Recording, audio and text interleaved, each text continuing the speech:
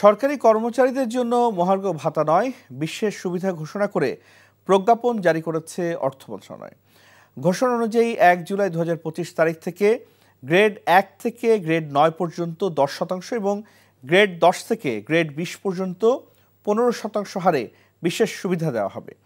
জাতীয় বেতন স্কেলের আওতাভুক্ত সরকারি, বেসামরিক, শাসিত, স্বশাসিত, রাষ্ট্রায়ত্ত প্রতিষ্ঠানগুলো, ব্যাংক, বিমা, আর্থিক প্রতিষ্ঠান, বর্ডার গার্ড বাংলাদেশ ও পুলিশ বাহিনীতে নিয়োজিত কর্মচারী ও পেনশনভোগী সহ বিভিন্ন ব্যক্তির জন্য এই বিশেষ সুবিধা কার্যকর হবে। এই বিশেষ সুবিধা চাকরিরত ব্যক্তিদের ক্ষেত্রে ন্যূনতম 1000 টাকা ও পেনশনভোগীদের ক্ষেত্রে ন্যূনতম 500 টাকা হবে। যেসব অবসর গ্রহণকারী পেনশনের 100% এককালীন আনুতোষিক উত্তোলন করেছেন তারা এই বিশেষ সুবিধা পাবেন না। এছাড়া বিনা বেতনে ছুটিতে থাকা কর্মচারীরাও এই বিশেষ সুবিধা পাবেন না। এই ঈদে জামা জুতো অ্যাক্সেসরিজের ডিসকাউন্ট।